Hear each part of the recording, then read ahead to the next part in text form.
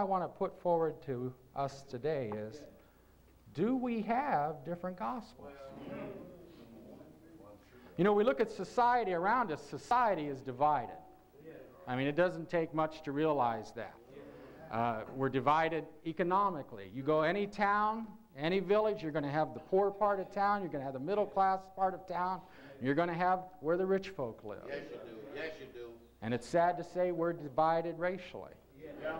You know, you have the Native Americans, the Asian Americans, the Hispanic Americans, the Afro-Americans, the white Americans. We're divided. We're divided intellectually. We have those, the intellectual elite, the educated elite. And then we have those that have education and those that don't have education.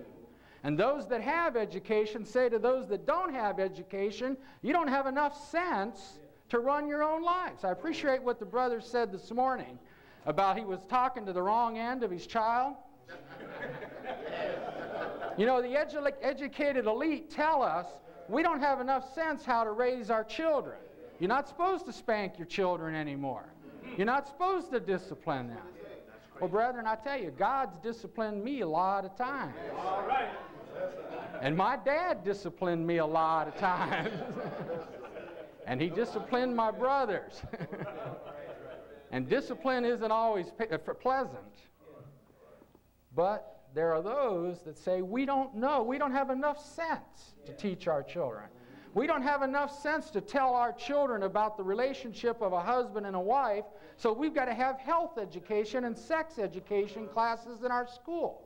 Because someone that's smarter, supposedly, has more education, the educated elite, knows better how to teach our children those things than we do.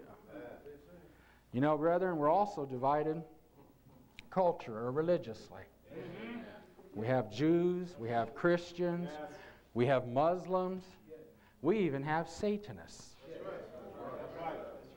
You know, and it's terrible as it is, and we look at it and we see society, what's even more terrible, it's in the church. Just as we're divided racially in society, we're divided racially in the church.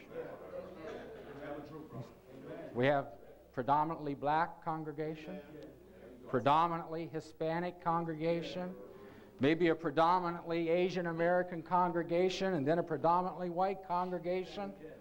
You know, when Jesus was on earth, he took 12 men. I was a little short of 12 there.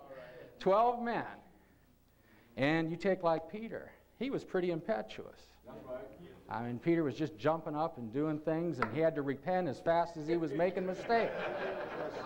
And you take John, and John was a little more thoughtful, a little more pensive. You know, Jesus didn't say to Peter and John, Peter, you just work out here, and John, you just work out here. No, you guys better learn how to work together.